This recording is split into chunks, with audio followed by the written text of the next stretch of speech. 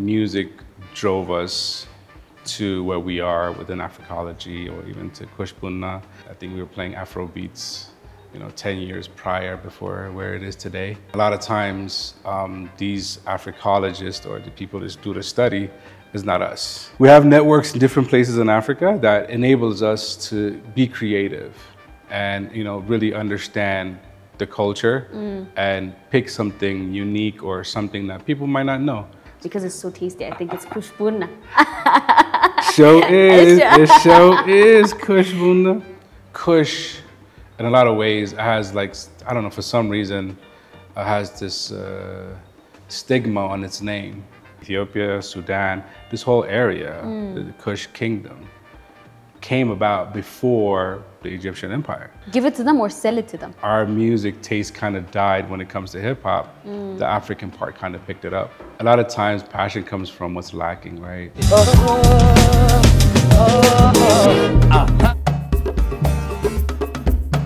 Hello everyone, how are you guys doing? We are back with a brand fresh new episode for you guys to enjoy. This week, we'll be having an amazing conversation with an amazing guest. Our today's guest is founder and CEO of Africology, which is in charge of creating and manufacturing clothes like the one I'm wearing right now. So cozy and really powerful message behind the brand. And at the same time, is a businessman, has a coffee brand called Kush Buna. And also, guys, this third one is going to blow your mind. Wick. I don't know what that is. DJ. So I think that's just mind-blowing. Three different things, three different sectors. We'll be having an amazing conversation with Sirak today. Thanks so much for being here. Thank you for having me. It's a pleasure. Do you like the wick part? I'm still trying to figure out what that was, but love it, yeah. So you know what? The first question that popped in my mind when I started to read about what you do is how you get to manage three different businesses.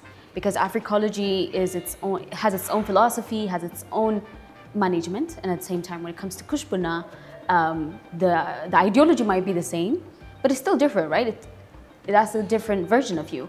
And then the music, DJing is just a different world. So how do you manage the three? I want to know. Well, the music is the drive from the beginning for me, right? Okay. Been DJing since, I don't know, 7th grade or so in the Bronx. And hip hop was our thing. So music became our escape from the realities of the neighborhood or the area. As time went on, the more deeper we got into music and the more we started looking into Africa, right? Because, the drum, bang, bang, the beginning of everything is here. So the more we started looking into our own culture, we were like, oh, there's a lot there, So that's where it began. Music drove us to where we are within Africology or even to Kush Buna. My partner right now, he's in Tanzania, working on a few projects even then. So it kind of led us back from the States, New York, back to Africa. Back to homeland. Yes. Yes. Right. So let's talk about Africology because of course there will be some ideas that will pop in our mind when we first hear the word, but there is a whole different philosophy behind it. Yeah. So tell us about Africology, what you guys do under this brand. So I guess, again, we got into promoting and organizing African music or African events in New York. Okay. I think we were playing Afro beats, 10 years prior before where it is today, before it became popular. And New York creates this hub of cultures where me as an Ethiopian American, I'm able to tap into the Senegalese community or Malian community and fuse some Ethiopian music, for example. Okay. And New York creates that opportunity. Within that, we said, it's ideal for us to tell our own story. So we came about the word or Africology because when you really look into the word, it just means like the study of Africa, right? And a lot of times, these Africologists or the people that do the study is not us. As you know, it's European-based stories, and so it doesn't really serve our purpose in a lot of ways.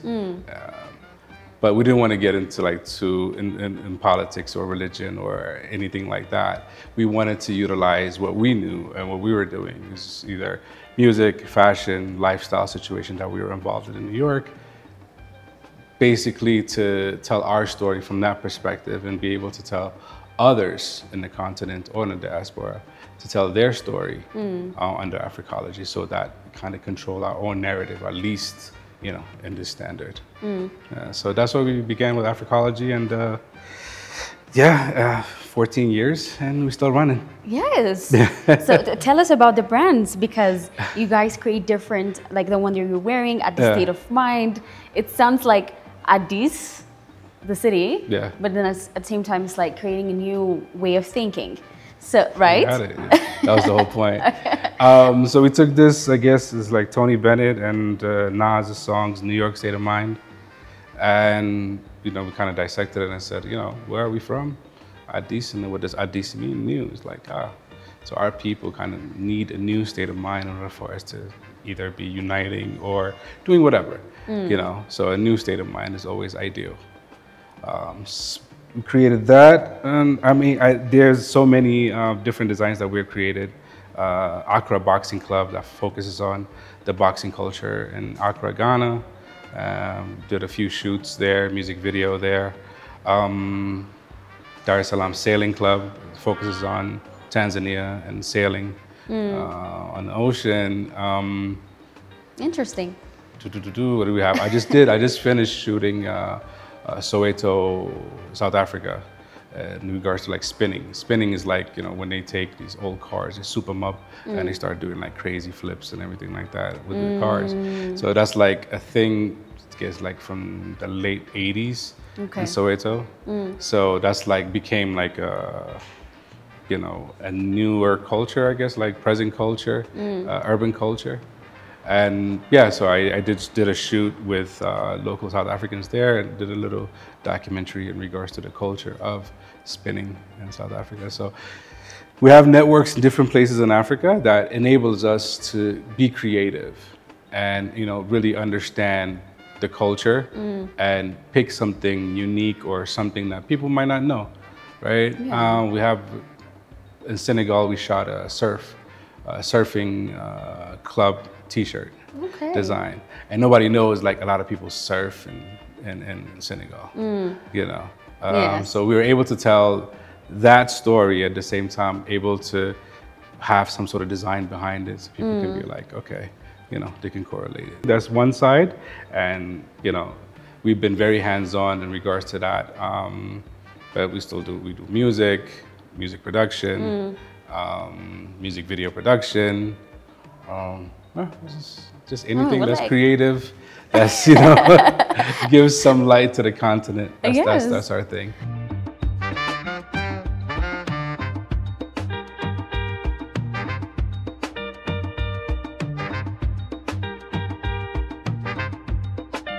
Okay, so our coffee is here.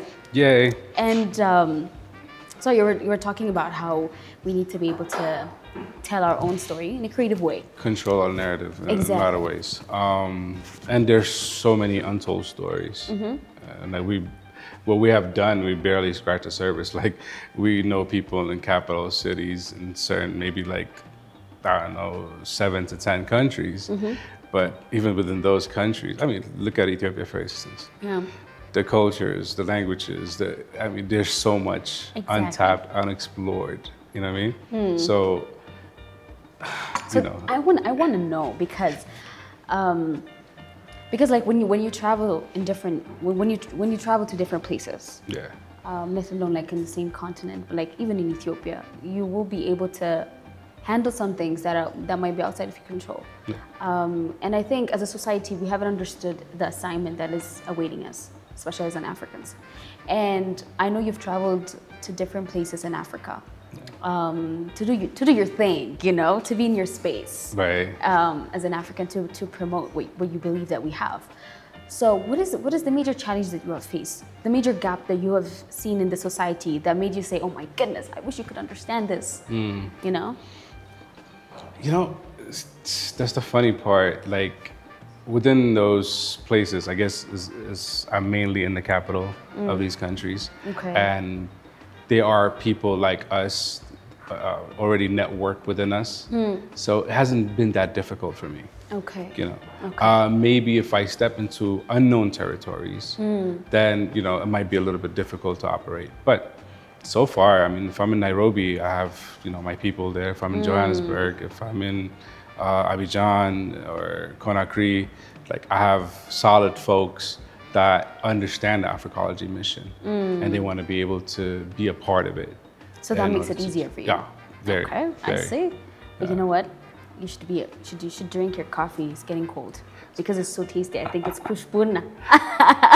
Show is it show is Kush Buna. Tell us, how did you even start Kush Buna?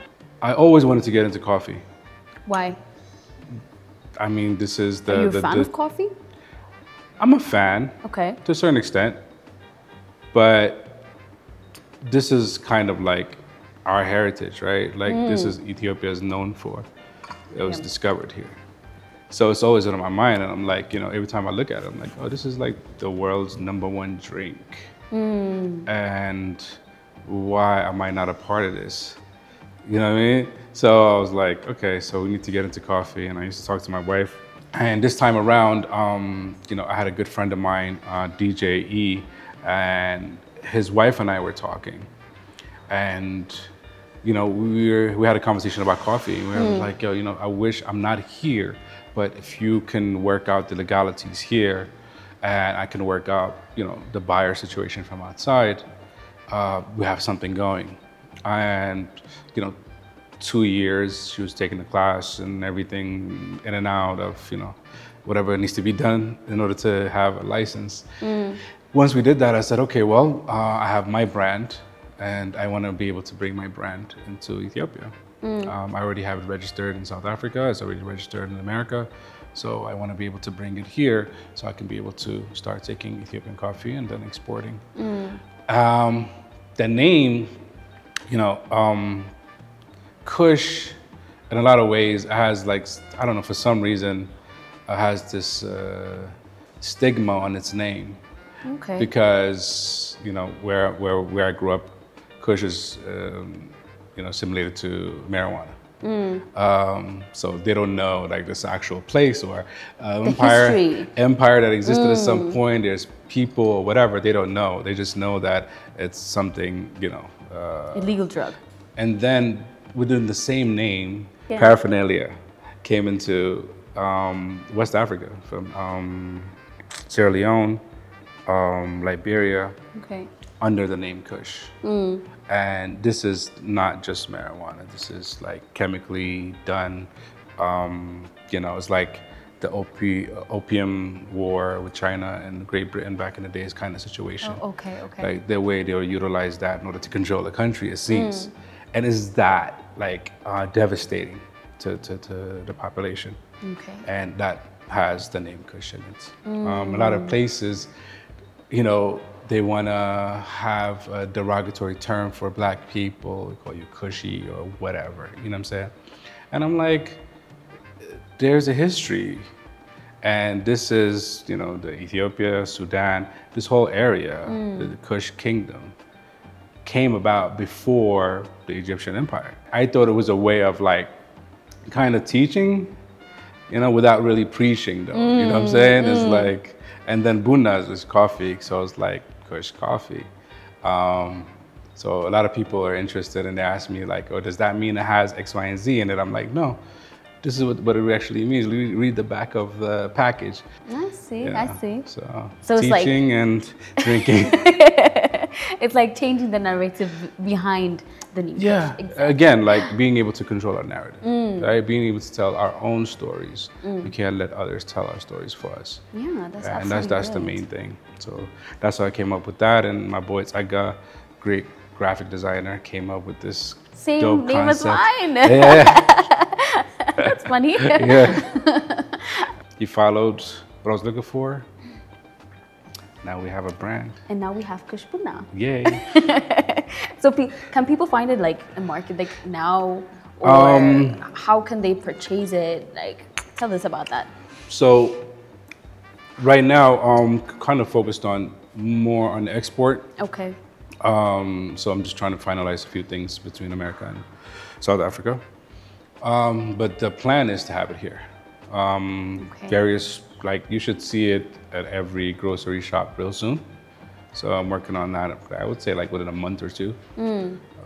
If not, people can get all the information on kush-buna.com. Okay. And I'll have like all the places that will be available.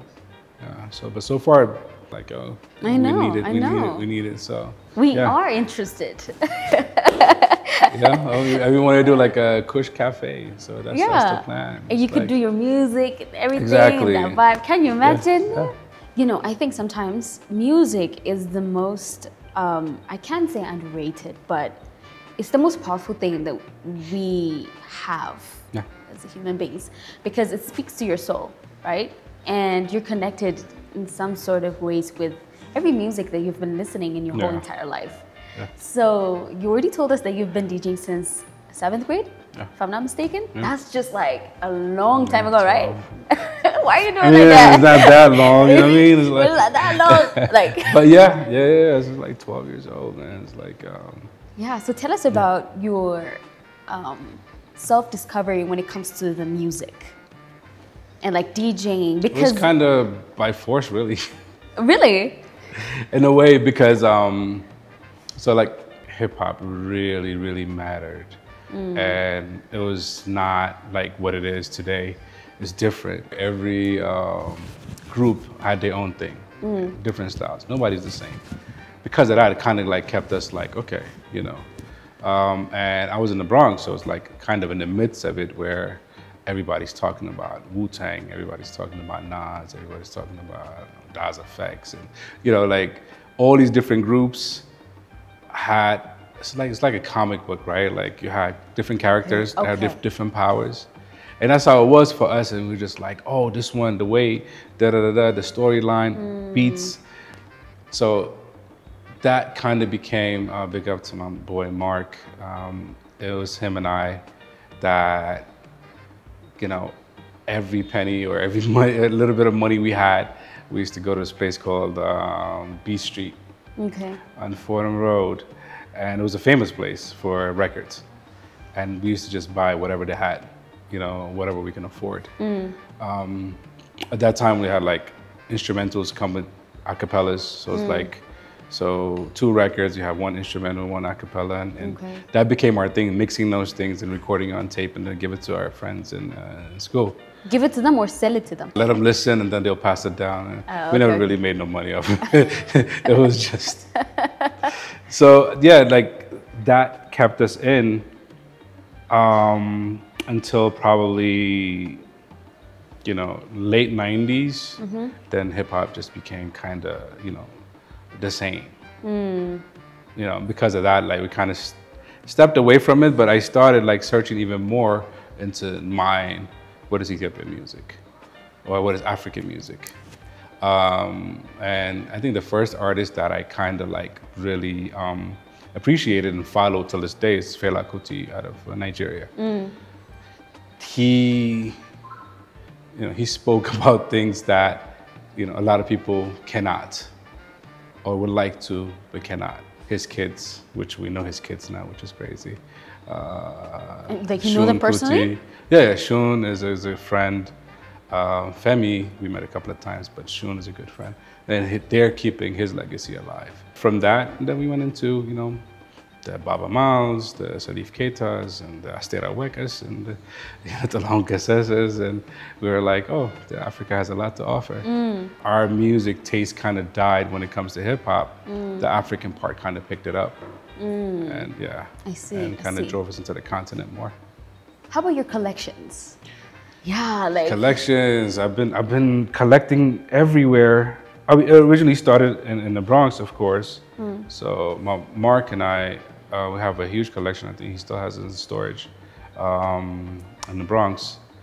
And then during my travels, like for example, I just came from South Africa, and I was able to find reggae, South Africa, during apartheid time that never came out of South Africa. So it was only pressed in South Africa and released in South Africa. Wow. And never came out of South Africa. Why? You ever found out?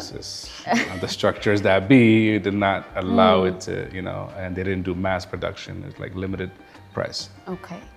We found a library of that, So my boy Charles down there, I said, hey, let's get some of this stuff. And I'm able to get now, in my last trip, I have South African reggae from the 90s and the 80s. So like everywhere I go, if I'm in Guinea Conakry, I got like all the xylophone stuff that was released in the 70s. Ghana, everywhere, I try to collect as much as possible. So I get, before it all ends up in Europe.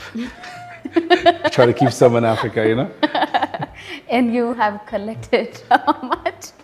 I mean, altogether since back in the days till now. And you still have them, right? Yeah. Okay.